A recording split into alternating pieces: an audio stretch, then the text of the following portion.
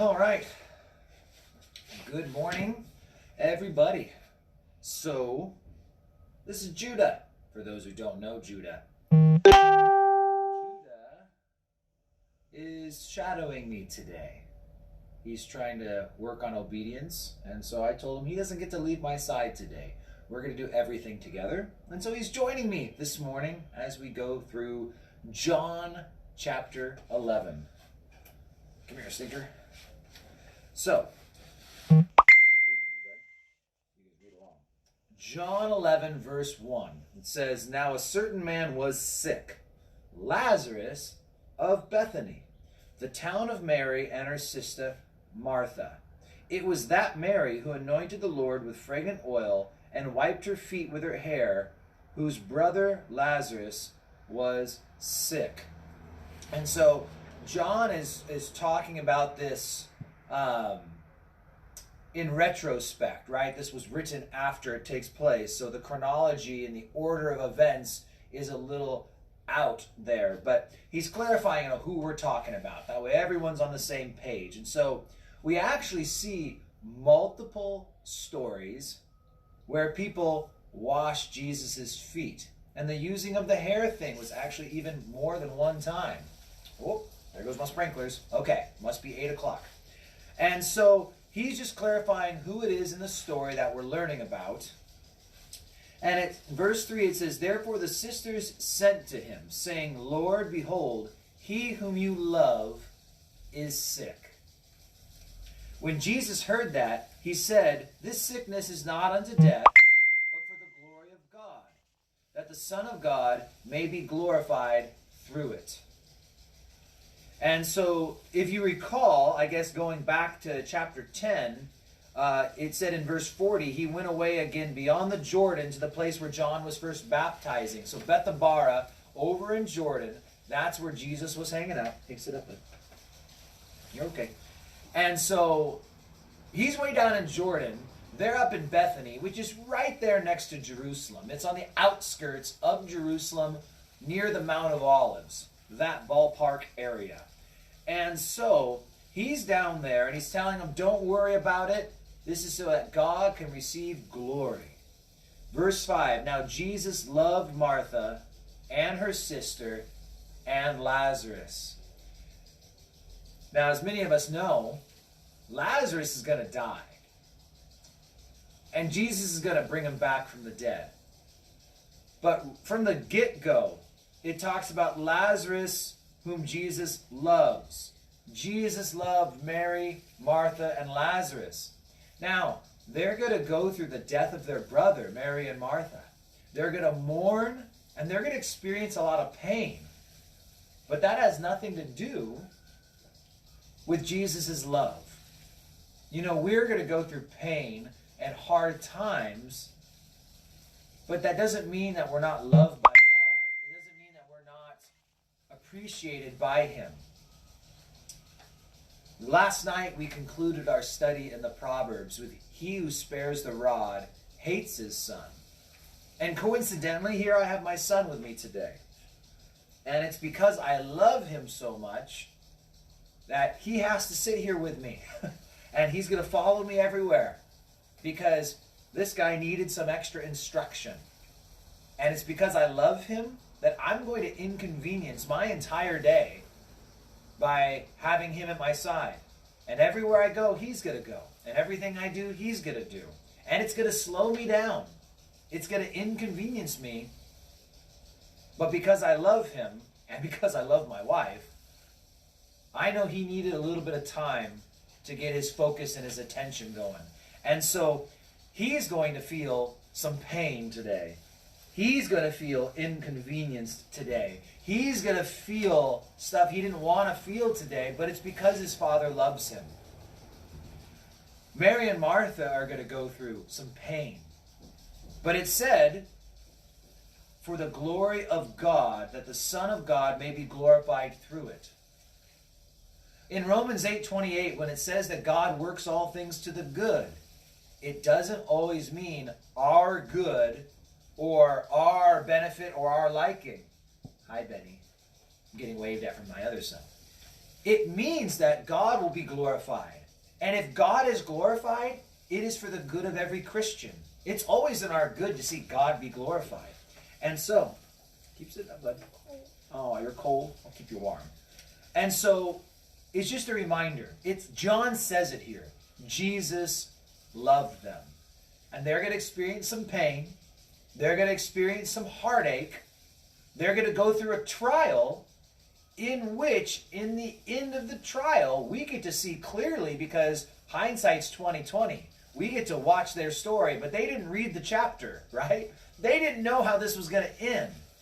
But they could trust that Jesus loved them and that he would only do what was for their benefit and for their good, even if some pain was going to be involved. And so, verse 6, it says, when Jesus heard that he was sick, he stayed 2 more days in the place where he was. So keep track of these days. Then after he said to his disciples, let us go to Judea again. The disciples said to him, Rabbi, lately the Jews sought to stone you. Are you going to go there again? And so he's like, no, it's time for us to head back. Jesus answered, are there not 12 hours in the day? If anyone walks in the day, he does not stumble because he sees the light of this world. But if anyone walks in the night, he stumbles because the light is not in him. These things he said, and after that he said them, our friend Lazarus sleeps, but I go that I may wake him. Then the disciples said, Lord, if he sleeps, he will get well. They're thinking he's resting and getting better. However, Jesus spoke of his death. But they thought that he was speaking about taking rest and sleep. Then Jesus said to them plainly, Lazarus is dead. And when we do the math, it's a 2-day journey from where Jesus is at the Jordan back to Bethany. He had waited 2 days, and they're going to say he had been dead for 2 days. So Jesus waited there at the Jordan until Lazarus died before setting off. And so he tells them plainly, he's dead. Verse 15, and I am glad for your sakes that I was not there, that you may believe. Nevertheless, let us go to him. So Jesus knows a good is going to be worked out of this. And he was glad that he didn't step in earlier, because now a greater miracle is going to be done. I'll wait on verse 16. Judah, what book, who did we just read about? Lazarus. No, not this book. What book did you and I just read together over the last couple months? Who have we been reading about? George Mueller. George Mueller, right? What did George Mueller do a lot? Travel. He traveled at the end of his life, true. What else was he really famous for? What did he do a lot? Kids.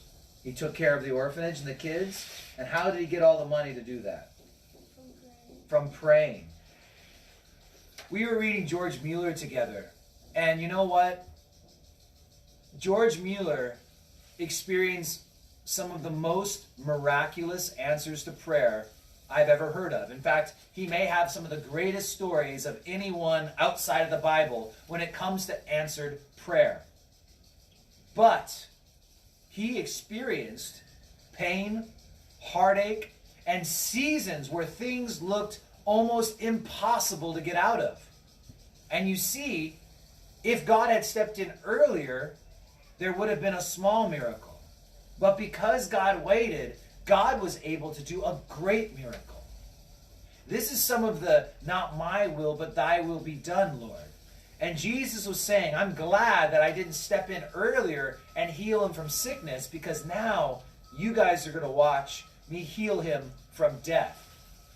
And so God will sometimes let us go further away or experience greater trial because it opens the door for him to do a greater miracle. And what we simply need to do is trust him that he is able to do what will bring him the most glory. And the number one way that's going to happen is if we believe in faith that God can and will be faithful to the promises which he has promised. No distractions. Last verse. We're going to do verse 16 and be moving on for tomorrow. It says, then Thomas, who was called the twin, said to his fellow disciples, Let us also go that we may die with him. We don't know for sure, but one interesting commentary that I've heard about Thomas is that he was nicknamed the twin, not because he himself was a twin, but because he actually looked a lot like Jesus. Some people said that that was why he was called the twin. And so that would actually make a whole lot of sense here then. Why is it that when Jesus says, you know, we're going to go and die, and Thomas is like, well, we're going to go die with you, is the idea that Thomas may have been mistaken as being Jesus, and then Thomas get killed on accident anyway. He's also known as Doubting Thomas, and there's some other names for him. But regardless, Thomas was also a man of faith, and he was a man of wisdom. And yeah, I respect the guy. I have no problem with a man who wants to see evidence for what he believes.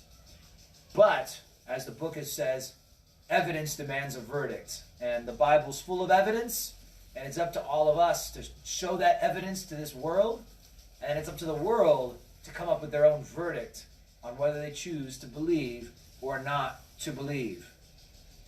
Recap: Jesus loves you just like he loved Mary and Martha.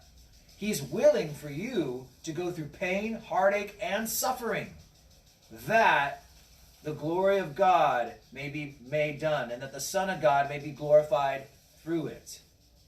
So, how does that happen? When we enter the trial, we enter the heartache and the suffering, and we continue in faith and believe that God can and will work all things to the good, and we stick it out, even if it's months, even if it's years, to see God produce that glory in the end. So, God bless you guys. We will see you tomorrow. Say goodbye, Judah. Bye. All right.